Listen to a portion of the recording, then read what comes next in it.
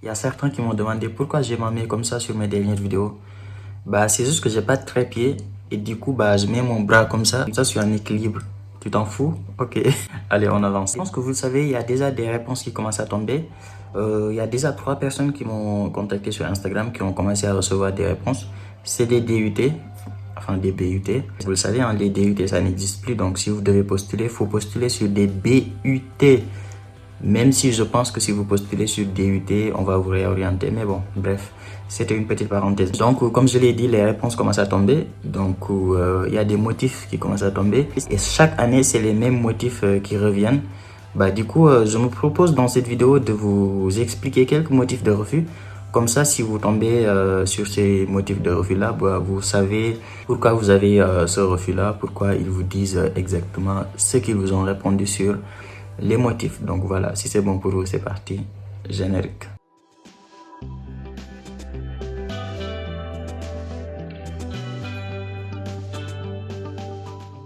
Bon, comme je l'ai dit en introduction, hein, abonne-toi si ce n'est pas encore déjà fait. Abonne-toi, c'est très important. Clique sur le bouton rouge qui est juste en bas de la vidéo. Ça permet de recevoir toutes les prochaines vidéos. Et surtout, bah, ça permet tout simplement de soutenir la chaîne et de m'encourager à continuer les vidéos.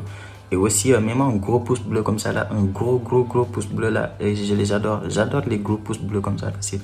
C'est joli en plus. Bon bref, aujourd'hui on va parler donc des motifs de refus. Et comme je l'ai dit en introduction, bah, pour ceux qui ne le savent pas, si tu reçois un refus d'une université, ils te donnent un motif de refus.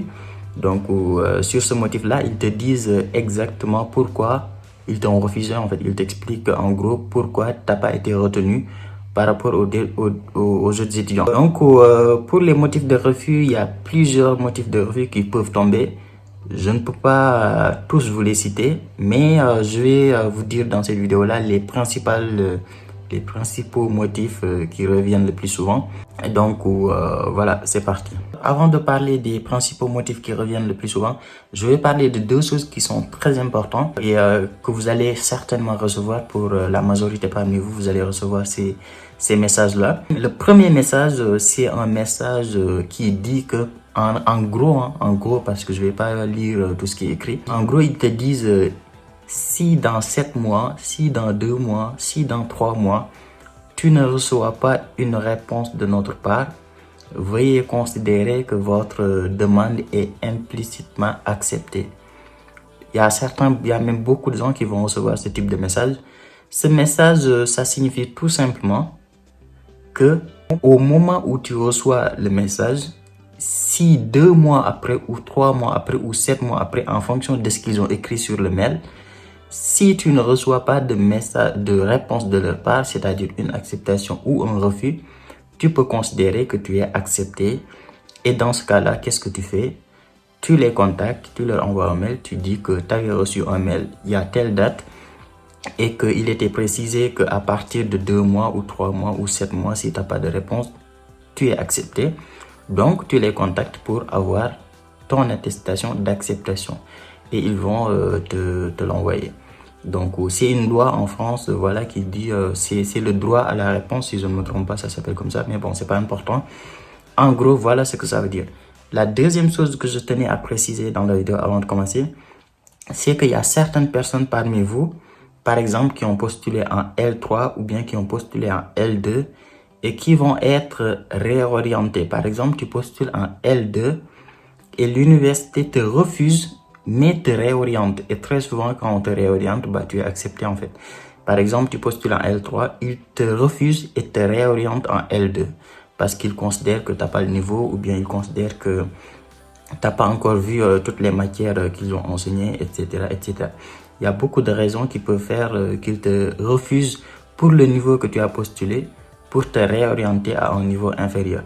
Ça n'arrive pas tout le temps, mais ça peut arriver quand même souvent. Donc voilà, ça c'est les 2 choses que je tenais à préciser avant le début de la vidéo. Donc maintenant, on va parler des motifs de refus. Le motif de refus le plus présent ou bien le plus qui revient le plus souvent, c'est niveau insuffisant. Niveau insuffisant, on va dire que c'est le motif le plus banal qu'il donne en fait.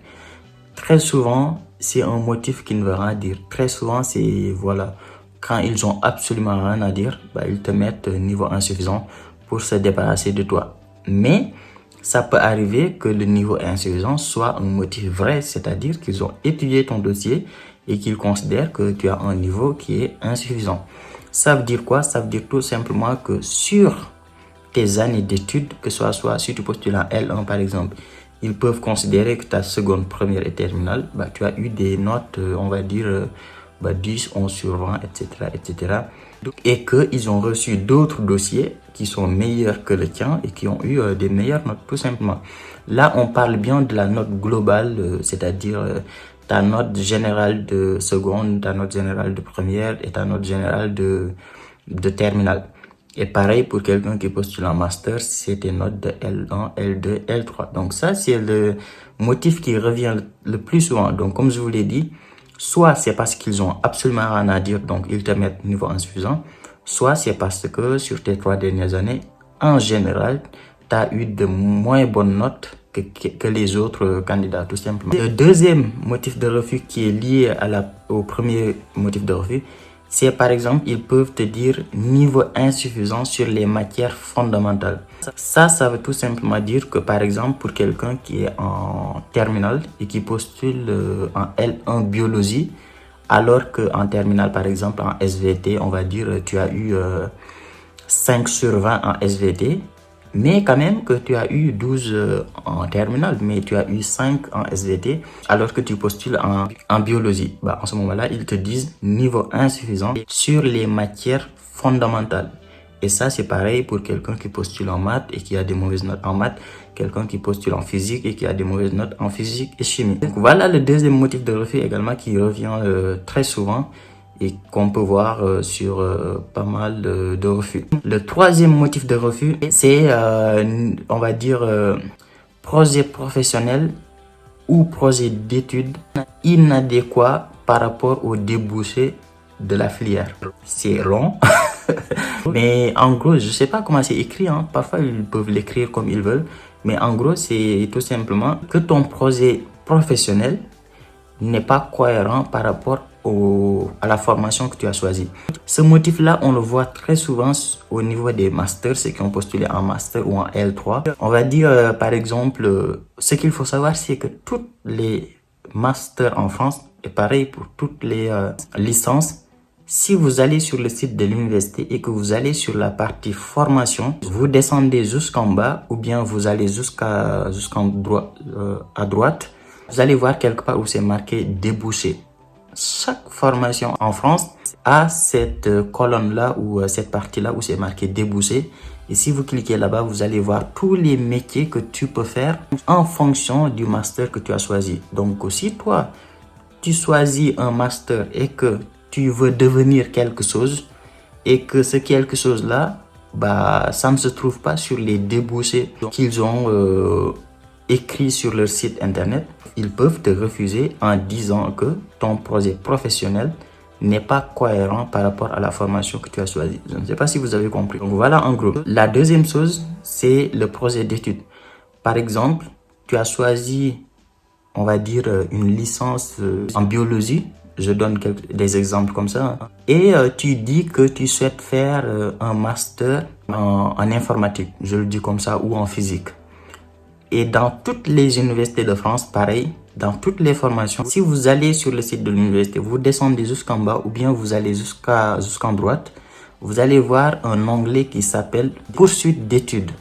Sur cette partie-là, très souvent, ils te disent tous les masters que tu peux faire après la licence ou bien tout simplement tous les masters que tu peux faire après un DUT ou bien toutes les licences que tu peux faire après un DUT ou après un diplôme. Ça dépend du diplôme que tu as choisi. Donc là aussi, il est très important quand tu vas parler sur ta lettre de motivation du master que tu souhaites faire plus tard, de tout simplement que ce master-là figure sur les poursuites d'études de la licence que tu as choisie. Je ne dis pas que le master que tu souhaites faire doit être dans la même université. Non, tu peux choisir, tu peux parler sur ta lettre de motivation d'un master qui n'existe pas dans l'université que tu as choisi. Mais ça doit être cohérent.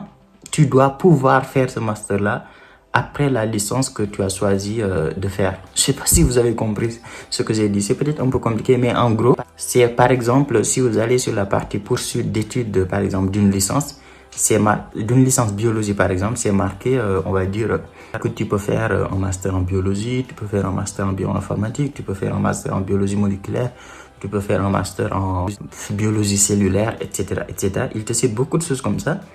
Mais ces masters-là n'existent pas forcément dans l'université. Mais quand même, toi, quand tu vas parler de tes projets d'études sur ta lettre de motivation, il faut parler d'un master que tu peux faire, c'est-à-dire niveau compétences que tu peux faire après la licence que tu es en train de faire. Donc voilà, je pense que vous avez compris. Si vous n'avez pas compris, bah, réécoutez la vidéo plusieurs fois. Donc ça, c'est le troisième motif de refus, si je ne me trompe pas. Le quatrième motif de refus que vous pouvez avoir, qui revient également souvent, mais qui ne concerne pas beaucoup de gens qui me suivent, c'est le niveau de langue français. Ça concerne surtout les Maghrébins, on va dire les Algériens, les Marocains, les Tunisiens. Je sais qu'il y a beaucoup de Maghrébins qui me regardent. Sur ma chaîne YouTube, après les Sénégalais, c'est les Français, enfin la France. Après, il y a l'Algérie et après, il y a le Maroc. Et ensuite, il y a la Côte d'Ivoire. Donc, pour les Marocains et les Algériens qui me regardent, bah, le motif qui revient le plus souvent, c'est le niveau de langue. Parce que ce qu'il faut savoir, que si tu es dans un pays non francophone, qui n'est pas officiellement un pays francophone, il est obligatoire d'avoir un niveau de test français. Du coup, bah, il y a en fonction des universités, il y a des universités qui demandent des niveaux B1, B2, C1, C2. On va dire en général, les universités françaises demandent un niveau B2 minimum. Donc, si toi, tu as un niveau B1 et que tu postules sur des universités qui demandent un niveau B2, ça va être compliqué. Et très souvent également pour les masters, il y a beaucoup de masters qui demandent des niveaux C1 ou C2. Si tu postules sur un master qui demande un niveau C2 ou C1, alors que toi, tu as un niveau B2, bah, ça peut être compliqué également. Donc, le motif de refus pour niveau de langue insuffisant, c'est un motif également qui revient très souvent. Comme je l'ai dit, ça ne vous concerne pas si vous êtes du Sénégal, de la Côte d'Ivoire, du Bénin, Togo, etc., etc. Mais comme je l'ai dit sur la partie communauté de la chaîne YouTube, il y a des universités qui, à titre exclusif, peuvent demander un niveau de français à tous les étrangers. C'est très rare, mais il y a parfois des universités qui demandent à tous les étrangers d'avoir un test français. Donc, je vous conseille, si vous postulez à ce type d'université-là, d'aller vérifier sur leur partie prérequis pour voir s'ils demandent un niveau français ou pas.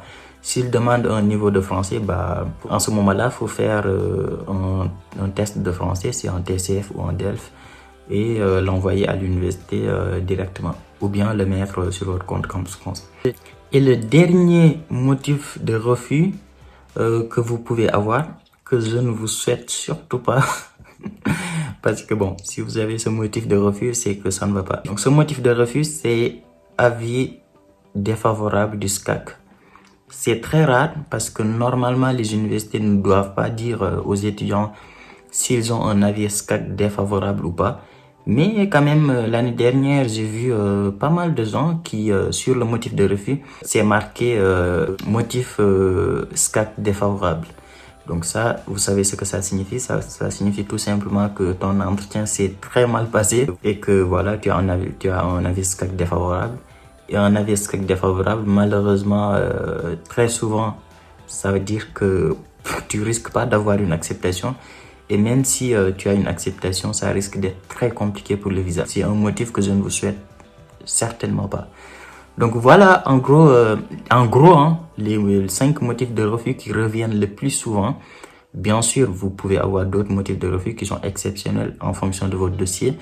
Mais voilà les 5 motifs de refus qui reviennent le plus souvent dans les dossiers, en tout cas, que j'ai vu l'année dernière. Mais bon, franchement, à part le motif niveau insuffisant, tout le reste, que ce soit le motif du SCAC défavorable, le motif projet professionnel, projet d'études, le motif niveau insuffisant sur les matières fondamentales, c'est des motifs, je pense que je vous ai prévenu sur plusieurs de mes vidéos.